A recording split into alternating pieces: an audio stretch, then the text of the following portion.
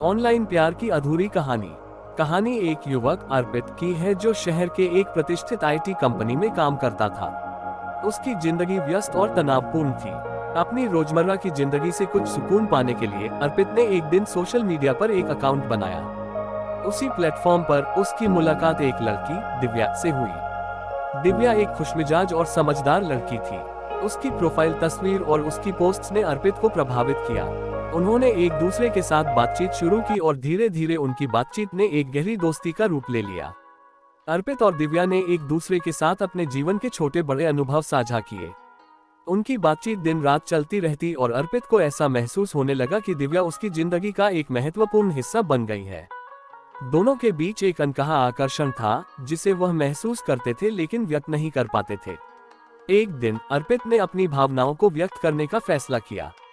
उसने दिव्या को अपने दिल की बात कही। दिव्या, तुम्हारे साथ बिताए हुए ये ऑनलाइन पल मेरे लिए बहुत खास है। मुझे ऐसा लगता है कि मैं तुमसे प्यार करने लगा हूँ। क्या तुम भी यही महसूस करती हो? दिव्या ने अर्पित की बात को बड़े ध्यान से सुना और उसने अपने दिल की भावनाओं को भी साझा किया। उसने कहा, अर्पित, मैं भी तुम्हारे लिए वही महसूस करती हूँ। तुम्हारी बातें, तुम्हारी सोच, सब कुछ मुझे बहुत पसंद है। लेकिन उनकी यह प्रेम कहानी यही खत्म नहीं हुई। अर्पित और दिव्या ने अपनी ऑनलाइन बातचीत को अगले स्तर पर ले जाने का फैसला किया और एक दूसरे से मिलने की योजना बनाई। उन्होंने कई बार एक दूसरे से मिलने की कोशिश की, लेकिन किसी न किसी कारणवश उनका मिलना संभव नहीं हो सका। समय बीतता गया और उनके बीच की बातचीत भी कम हो गई। अर्पित ने कई बार दिव्या को मैसेज किया, लेकिन उसे कोई जवाब नहीं मिला।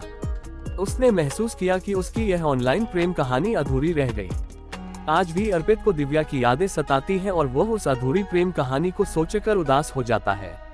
लेकिन उसने ये सीखा कि सच्चा प्यार कभी भी समय और परिस्थितियों का मोहताज नहीं होता। वह उम्मीद करता है कि एक दिन वह दिव्या से मिल सके और अपनी इस अधूरी प्रेम कहानी को पूरा कर सके। क्या यह आपकी कहानी के अनुरूप है? अगर आप कुछ और जोड़ना या बदलना चाहते हैं तो मुझे बताएं।